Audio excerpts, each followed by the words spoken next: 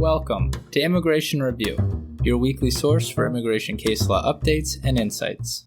I'm your host, Kevin A. Gregg, back again to review the week's precedential immigration cases, rummaging through the decisions so you don't have to. This podcast is sponsored by Kurzban, Tetzeli, and Pratt, also known as KKTP, a law firm where I'm also a partner. Whether you are facing an immigration obstacle, a serious injury, or a legal issue in your business, KKTP will aggressively protect your best interests. This podcast is also sponsored by DocketWise, an all-in-one immigration forms and case management solution trusted by thousands of immigration lawyers across the U.S. I really like DocketWise. It makes immigration applications easy by allowing the clients to provide information through simple online questionnaires that are shareable by text or email and available in multiple languages. Not only that, DocketWise provides a comprehensive group of case management features, including invoicing and calendaring, secure messaging, task management, and a lot more. You can learn all about DocketWise and receive a 10% discount on your subscription by heading to docketwise.com/immigration-review, so they know we sent you. And as always, this show does not constitute legal advice and has no bias other than to keep you up to date and to enable you, my dear colleagues, to excel in court. So, without further ado, let's start the review.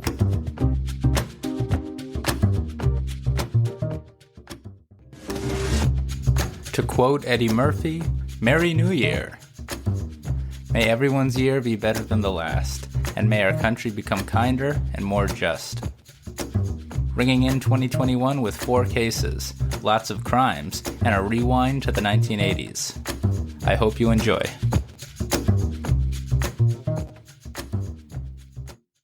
The first case is Mendoza-Flores v. Rosen, published by the Fifth Circuit on December 29, 2020. This is a case about mootness, and it's the first case ever published against Acting Attorney General Jeffrey Rosen.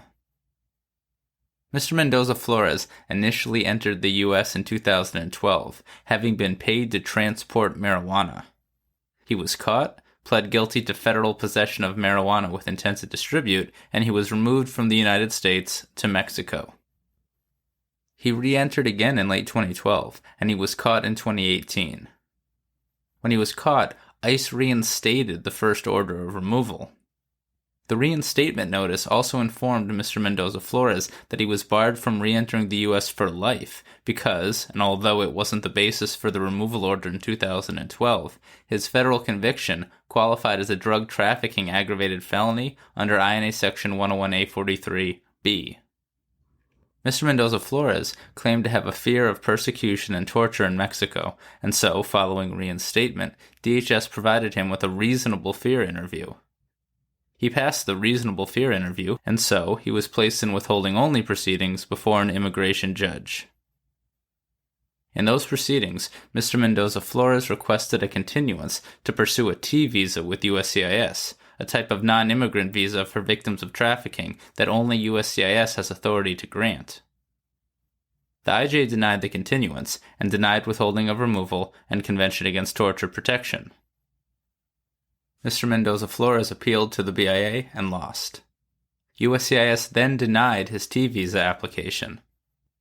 He petitioned for review to the Fifth Circuit but was physically removed during the pendency of the petition. And because of that physical removal, the Fifth Circuit found the petition moot in this case. The crux of Mr. Mendoza-Flores' claims were that the IJ erred in denying him a continuance to pursue the T visa, but he conceded before the Fifth Circuit that his T visa application could no longer be granted. Indeed, it had already been denied. As to withholding of removal and cat protection, the Fifth Circuit stated that removal moots a petition for review unless the non-citizen can show that he, quote, suffers collateral legal consequences from the BIA's decision, end quote. Here, the Fifth Circuit held that Mr. Mendoza-Flores could not show that he suffered collateral legal consequences because the aggravated felony, 2012 removal order, and physical removal in 2012 made him permanently inadmissible to the United States, and, quote, Even if we decided that the BIA erred in denying Mr. Mendoza-Flores withholding of removal, he would still be subject to the February 2012 removal order and thus inadmissible to the United States." End quote. So the petition was dismissed, but I must respectfully dissent.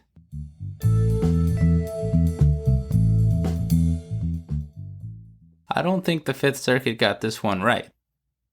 As the Tenth Circuit explained twice this month, it is universally accepted by the courts and ICE that ICE will facilitate the return of non-citizens if they succeed on their petition for review, even if the petition for review only regards withholding or cat protection, and even if the non-citizen has been convicted of an aggravated felony or is otherwise inadmissible. The return of a non-citizen after a successful petition for review, as I understand it, doesn't have anything to do with admissibility, and is designed to protect a non-citizen's due process rights as well as statutory and regulatory guarantees. After all, by definition, all withholding and cat recipients have been ordered removed, and many are inadmissible. But if the IJ and the BIA erred in denying Mr. Mendoza-Flores' withholding of removal or cat claims, a legal and indeed statutory violation has occurred that requires a remedy, as ICE itself recognizes when it facilitates the return of these individuals, notwithstanding their inadmissibility. If being forced to live in a country where one will more likely than not be persecuted or tortured is not a collateral consequence of a removal order, I'm not sure what is. So respectfully, I think the Fifth might have got it wrong. But I am not a judge. And that is Mendoza-Flores v. Rosen.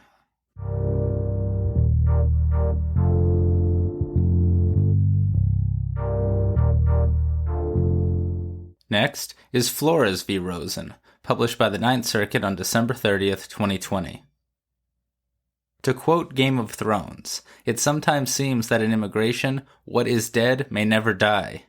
Which brings us, ladies and gentlemen, to this case, concerning the Special Agricultural Worker, or SAW, program from the 1980s. Under President Reagan's Republican-supported SAW program, certain non-citizens who had performed seasonal agricultural services in the United States for at least 90 days during the 12-month period ending on May 1, 1986, could apply for adjustment to temporary resident status.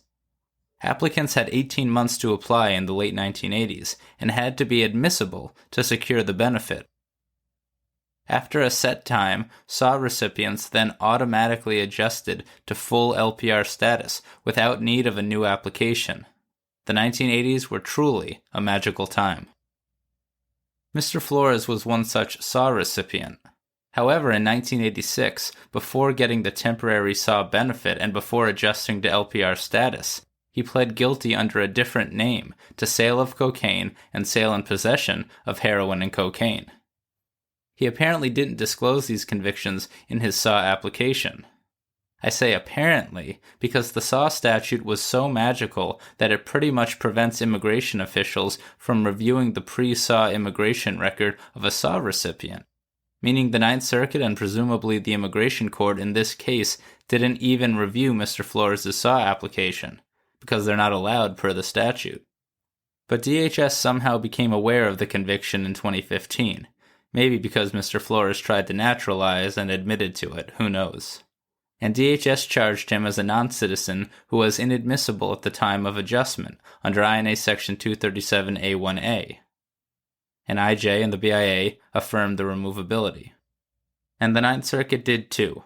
It held that even though the SAW statute allowed for the then former INS to terminate SAW status before a recipient became a full-fledged LPR, INS's failure to do so in the late 1980s does not preclude a removability finding by an immigration judge 25 years later.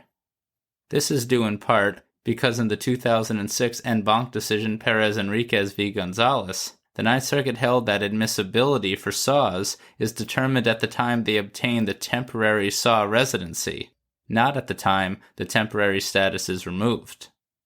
And unlike Mr. Perez-Enriquez, Mr. Flores obtained his convictions before he became a temporary LPR under the SAW, so he was inadmissible at the time he obtained temporary LPR status under the SAW. The Ninth Circuit held that nothing in the SAW statute limits an admissibility finding to the small time period between temporary LPR and full LPR status, and that DHS is not precluded to bringing such charges even though it never terminated the temporary SAW LPR status in the 1980s and made Mr. Flores a full-fledged LPR. Mr. Flores, therefore, is removable after all these years. Here are 2 observations.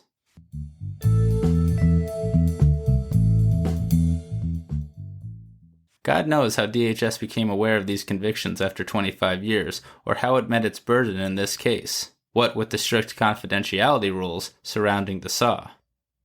Be careful what your clients admit to under oath, practitioners. And note this statement from Judge Bress, who authored this decision and who has often ruled against non-citizens in the published decisions that he's authored during his short time on the bench. Judge Bress noted, seemingly for no reason at all, that, quote, petitioner does not claim that the Attorney General is prevented from seeking removal because the government knew of the disqualifying convictions but nonetheless approved petitioner's SAW application, end quote. Maybe Judge Bress is open to such an estoppel-type argument. I wonder. And that is Flores v. Rosen.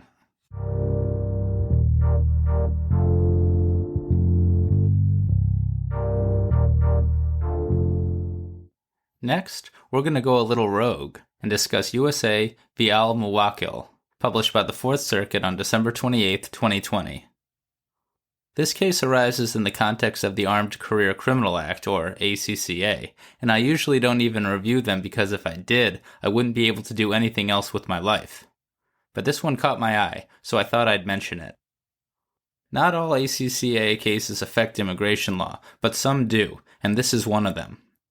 The reason that the ACCA sometimes affects immigration law is that in order to enhance a federal defendant's criminal sentence due to that defendant's prior convictions, courts apply the categorical approach to analyze the prior convictions. Yes, that's right, the same categorical approach used in immigration law. So the way in which circuit courts apply the categorical approach under the ACCA is often equally applicable to the criminal conviction analysis in immigration court. Now, substantively, the ACCA provisions don't all match up with the removability provisions, so other than how the circuit applies the categorical approach, the cases aren't always so relevant. But this case is, because it concerns ACCA violent felonies, under 18 U.S.C. Section 924E2BI, colloquially referred to as the ACCA's Violent Felony Elements Clause. And that clause is materially similar to 18 U.S.C. Section 16A, the only constitutional immigration crime of violence aggravated felony, following DiMaia v. Sessions in 2017.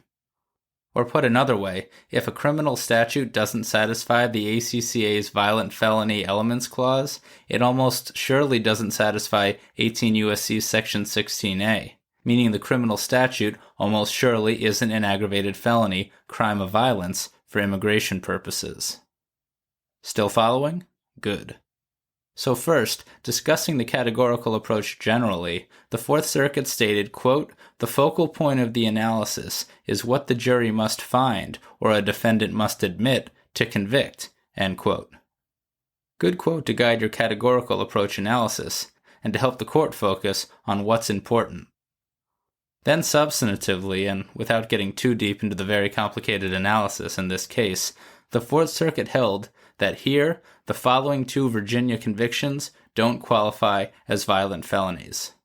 Those statutes are attempted rape in violation of Virginia Code Section 18.1-44 and burglary in violation of Virginia Code 18.2-90.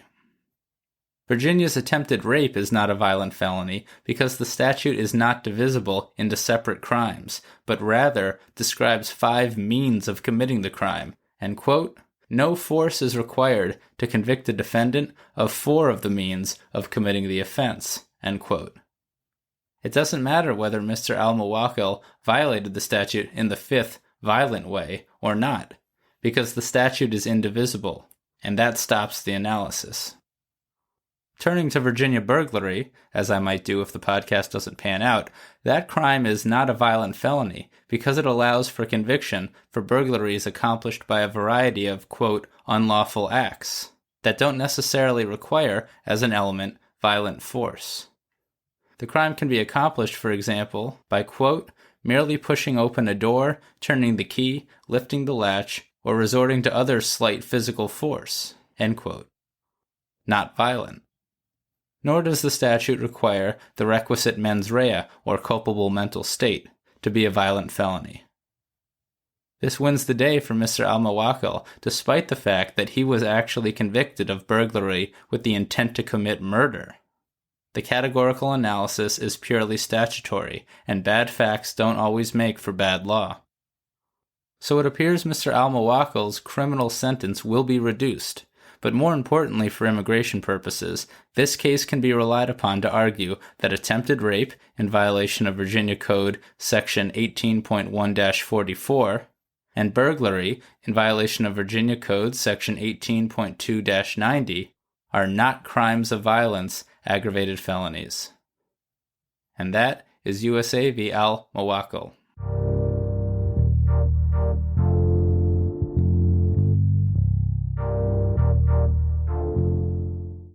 Finally, we have Garcia-Simisterra v. U.S. Attorney General, published by the 11th Circuit on December 30th, 2020. This is a case about INA Section 101A43MI aggravated felonies and the amount of loss analysis, the same issue discussed last week in the 3rd Circuit's RAD decision. Mr. Garcia-Simisterra is a lawful permanent resident and was convicted of 1 count of money laundering in violation of Florida Statute Section 896.1013A and 5C, and 1 count of workers' compensation fraud in violation of Florida Statute Section 440.105 4B5 and 4F3. The crimes were charged in the first degree, meaning, according to the 11th Circuit, that the violations charged involved a loss of at least $100,000. Mr. Garcia-Simisterra eventually entered a plea of nolo contender to the money laundering and workers' compensation fraud counts, which means he agreed to the conviction without accepting guilt. In exchange for his pleas, the state of Florida reduced the charges to third-degree felonies, which under Florida law involves a monetary loss of less than $20,000 and possibly less than $10,000. In the plea agreement, Mr. Garcia-Simisterra accepted 3 years probation and, quote, disgorgement of criminal proceeds, end quote, in the amount of $104,000. DHS alleged that the conviction made Mr. Garcia-Simisterra removable under INA Section 237A2A III, because the conviction is an aggravated felony as defined at INA Section 101A43MI. A fraud or deceit conviction involving an amount of loss to the victim of over $10,000. The IJ and then the BIA sustained the aggravated felony finding, and the 11th Circuit did too. It doesn't appear that Mr. Garcia-Simisterra challenged whether the convictions categorically involved fraud or deceit in immigration court or before the 11th Circuit. Rather, this case is all about whether DHS proved, by clear and convincing evidence and using the circumstance-specific approach, that Mr. Garcia-Simisterra's fraud conviction involved a loss to the victim of over $10,000. Here, the 11th Circuit held that DHS had met its burden. Because the circumstance-specific approach applies to the over $10,000 amount analysis, a court in the 11th Circuit, quote, may consider the entire record from a person's conviction, end quote. Reviewing those documents, the 11th Circuit found that the amount of loss was met here because Mr. Garcia-Simisterra pled nolo contender to count 1, which charged first-degree workers' compensation fraud, and an alleged loss of over $100,000. The 11th Circuit recognized that Mr. Garcia-Simisterra had entered into a plea agreement with prosecutors to reduce the conviction from first to third-degree felonies, meaning the amount of loss agreed to was under $20,000 and maybe under $10,000, rather than over $100,000. But the 11th Circuit read the Supreme Court's decision in Nijuan v. Holder, even in circumstances such as this, where a defendant has pled to a different degree of the crime as alleged in the indictment, as allowing courts to, quote, look to the facts and circumstances underlying an offender's conviction, end quote. According to the 11th, quote, the important fact for Nijuan is that Mr. Garcia-Simisterra's agreement to plead guilty to the first-degree versions of the crime is powerful evidence that the crimes involved a loss of much more than $10,000, end quote. Rough one for aggravated felonies. I've got 4 thoughts.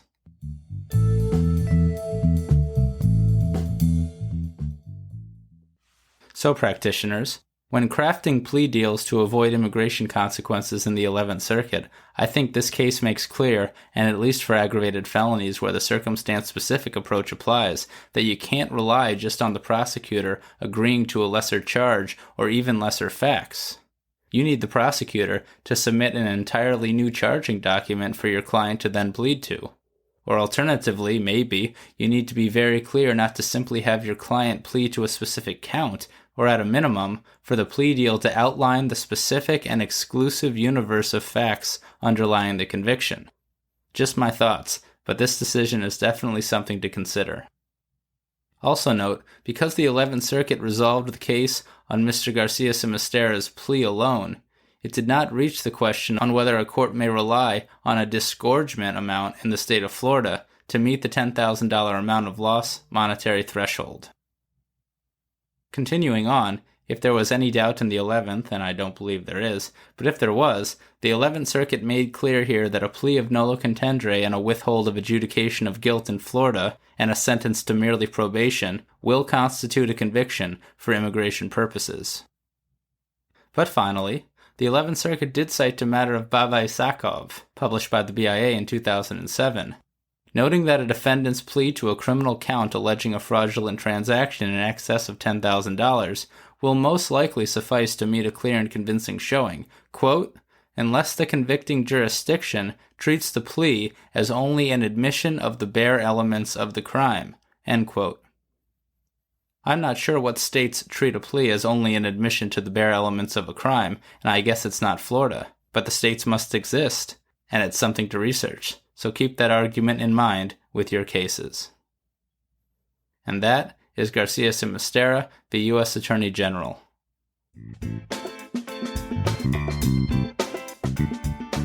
So there you have it. You're all caught up with the past week's published immigration cases. I'm Kevin A. Gregg, a partner with the law firm Kurzban, Tetzeli, and Pratt, and this has been another episode of Immigration Review. Thank you for listening, and I hope you enjoyed it. If you did, please share it with a friend and rate and review us. Each review helps new listeners find the show. And of course, subscribe to Immigration Review wherever you get your podcasts. If you like what we do and want to become a patron of the show, please check out our Patreon page at www.patreon.com/Immigration Review, or click on the link in the show notes.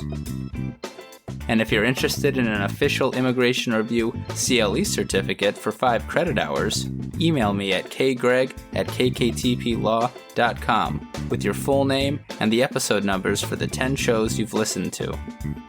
Also, feel free to email me with questions, comments, or anything at all.